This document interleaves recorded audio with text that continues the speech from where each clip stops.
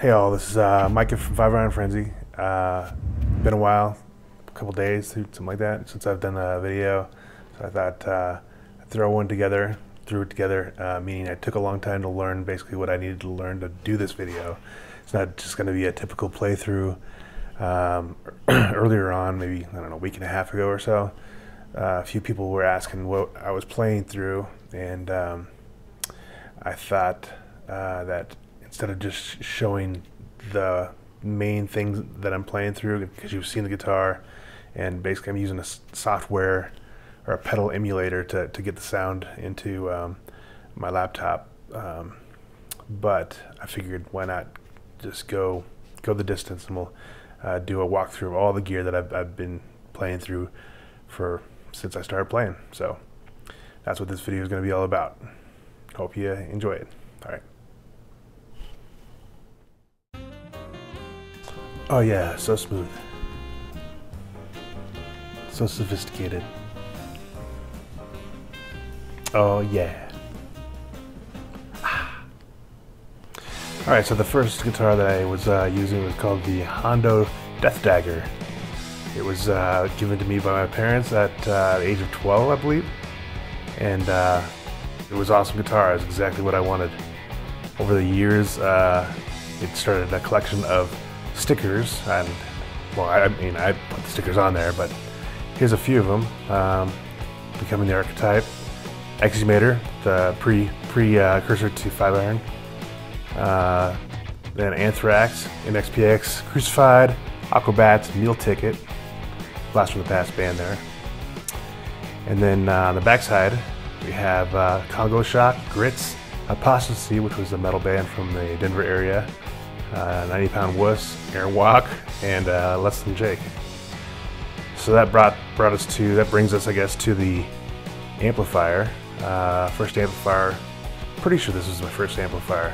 This was my grandpa's, and he gave it to me, and it worked for a while, but it definitely needed some distortion because it was pretty clean.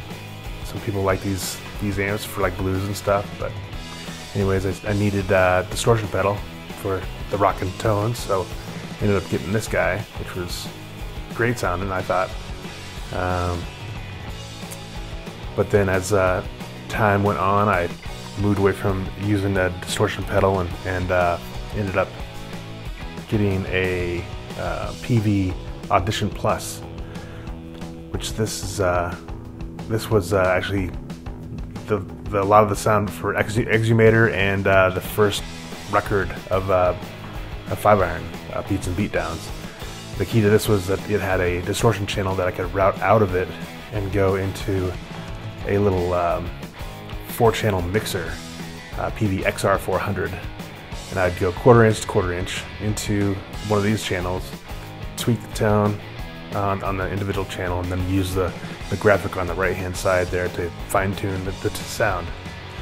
And that would go into two of these larger speakers, basically as a PA speaker, and this was originally my church's PA, which became the Youth Group's PA, and then Exhumator and me and my brother bought it off of our church for me to use for the band.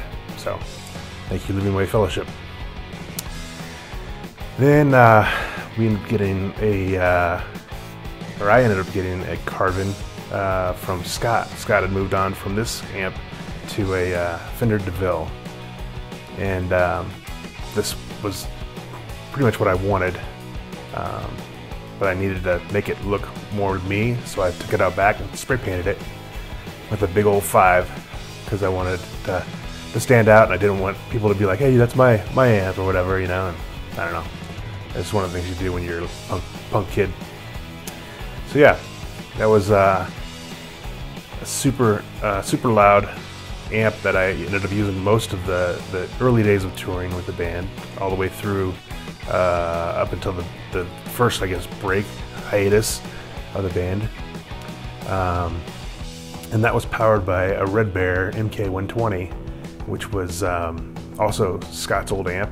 It was super warm, super clean, which meant that it would break up okay for distortion, but I needed something a little more distorted. So eventually I ended up going back to the whole pedal solution. Oh yeah, but also there's the spray painted version of that. I did the carbon cabinet as well as the head. And I drove it with a distortion pedal that was made by Boss.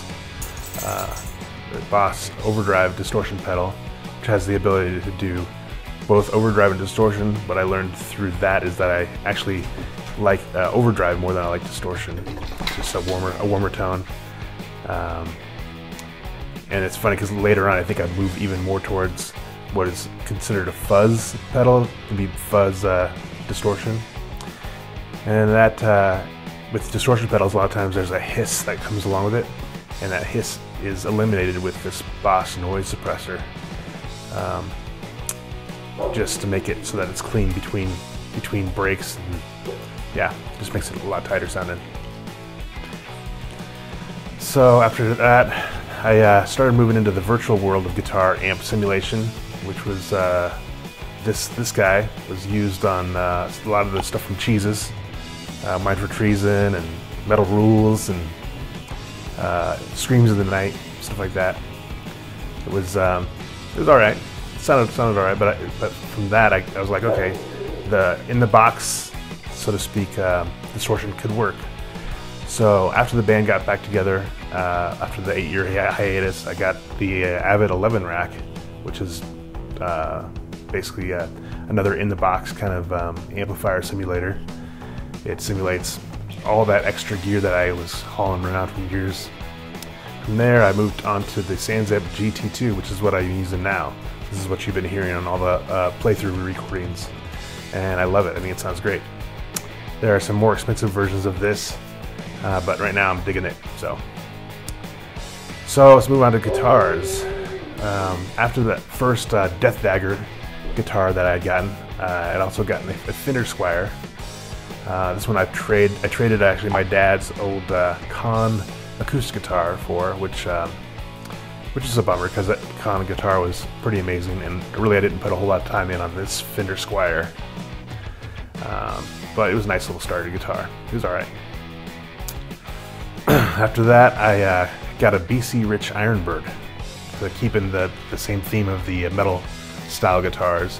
This thing was awesome looking, but it was so heavy, just way too heavy, and so much so that I just didn't enjoy playing it. It felt like having a brick, like a bunch of like cinder blocks tied around my neck. So that didn't last very long.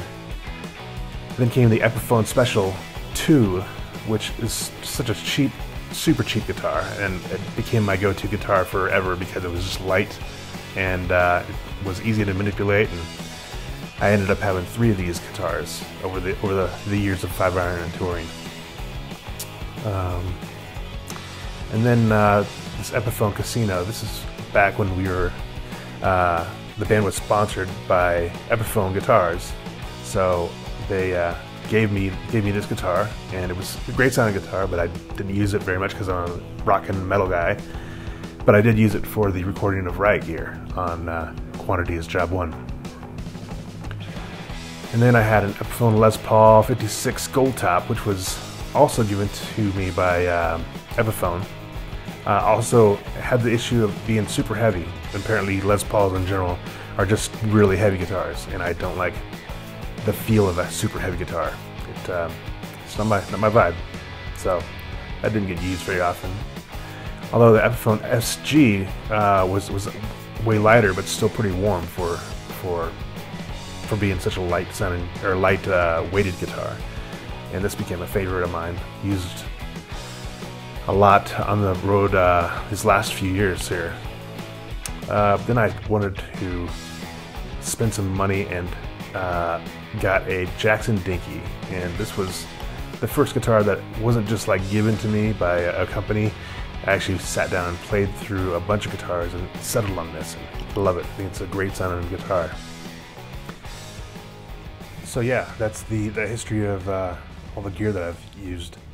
I'm pretty sure that's all the gear I've used. It's funny because I'm not a gear guy, and even not being a gear guy, you end up with a lot of stuff, which is weird to me. But anyways, hope that was interesting for you guitar players. If you even if you didn't play guitar, hopefully that was interesting. Hopefully that was interesting for you as well. It took a while to make the video, so sorry for the gap there. But anyways, hope you're staying healthy. All right, we'll see you.